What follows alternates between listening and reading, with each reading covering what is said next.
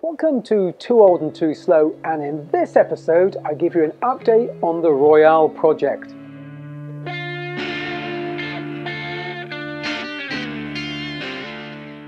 And here's the chassis. It's up at Shaws Motorsport's facility in Hinckley near Leicester.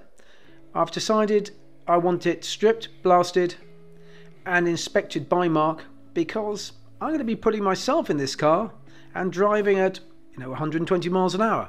So I want to make sure that all the little dinks like this are taken care of and any repairs that need to be done are made.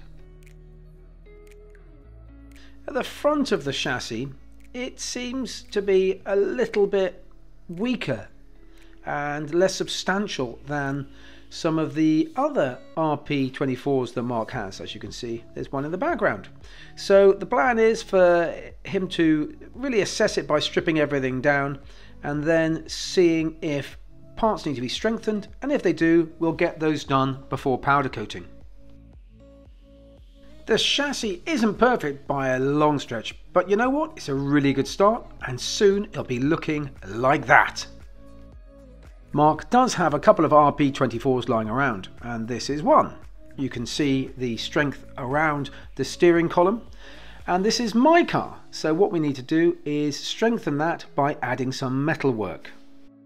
There were some slightly odd pickup points for the suspension, which I think is a result of the conversion to a Formula Ford 2000, so we're going to get those chopped off and get the car back to stock. Mark is talking to Trevor here, who's going to strengthen the chassis as necessary, make it as stock as possible, because I do need to think about the future, and with all racing cars there can be occasional accidents, and if I do bend anything, it's a lot easier to go back to the original equipment manufacturer and buy replacement parts. So now all the metalwork's been completed, the next step is to powder coat it back to original black, fit a stainless steel floor, build up the cockpit and firewalls, and then I'll go up and collect the car, bring it back to my workshop and start the build.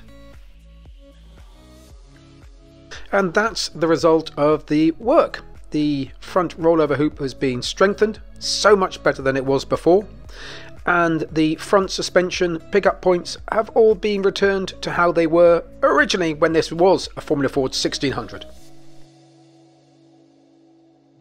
There's one part which I knew I was missing, which is this bit. It's a spacer between the gearbox and the adapter plate, and what it does is in essence move the engine forward 45mm. The company which manufactured them originally has gone out of business and the drawings are lost. So it's a part that is very hard to find. By chance I saw this on eBay. I jumped on, made a bid and won it for £20. It is narrower than I would like. It's only 30mm, so it's 15mm narrower than I would like. But it's not bad. I replaced the studs, and I think it will do.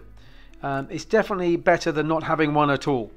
So that's going to go in the car, and I'm also still trying to sell a front wing. If anybody wants a front wing, get in touch. Big thanks to everybody who commented on the video about what engine should I buy. This is it. This is the Bold engine with a scat crank. It's been delivered to an undisclosed location, and I can't wait to get it in and see how it runs. In other workshop news, I stumbled across this.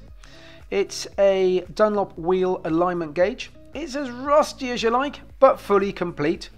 I think it just needs a bit of a tidy up, and it was a bargain for £75.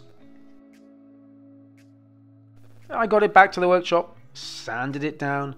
I painted it with this rust treatment, and that stopped all the rust, and that's an ideal primer surface to paint on.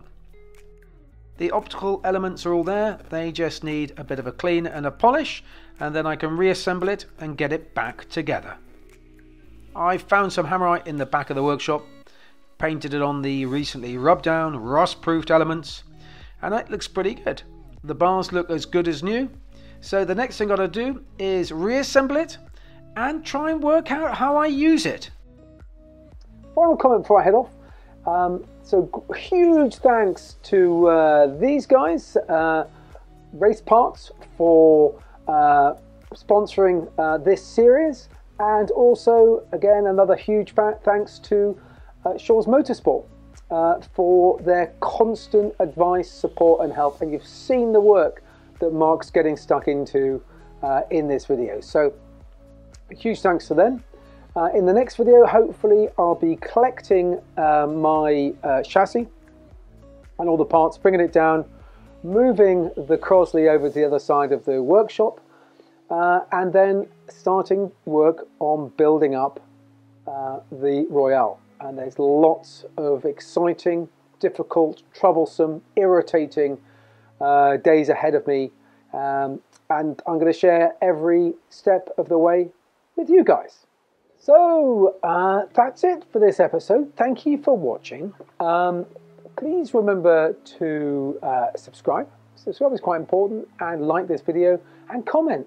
I'll try and reply to every single comment, and I do appreciate people who send a comment. So send me a comment and I'll try and get back to you as soon as I can, flying permitted.